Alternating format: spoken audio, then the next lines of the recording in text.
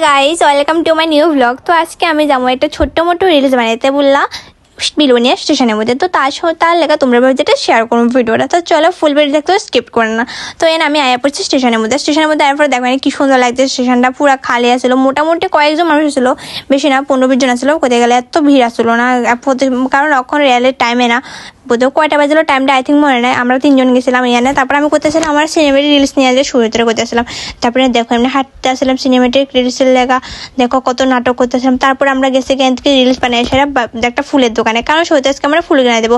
কি উপলক্ষে ফুল কিনে দেবো এটা আসলে কইতাম না, এটা সিক্রেট রাখছে। তারপরে দেখো ফুলের দোকানে সেটা ফুলটি দেখা তো আমার মাথা ঘুরে গেছে। মানে এনে এত সুন্দর সুন্দর ফুল, মানে কিচ্ছু কইবার নাই। এর লোকেশনটা আমার কাছে অনেকেই কইছিল, বাট লোকেশন আমি তোমরা পরে কমার একটা ভিডিওর মধ্যে।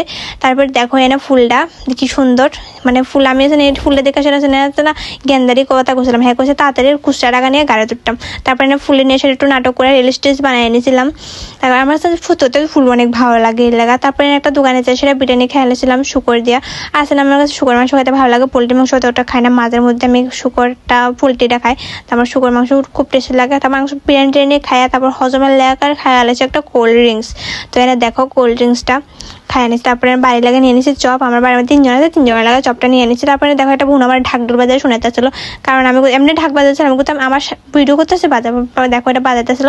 তারপরে আমি বাড়ি যেতে গেছিলাম, মোবাইলে চার্জ নাই, চার্জে বসে আমার মোবাইল। তারপরে দেখো আমার অন্যর সঙ্গে দেখা হয়ে গেছে। তো ব্লগটা একটু ভালো লাগে, লাইক কমেন্ট শেয়ার করে দিও। Bye bye.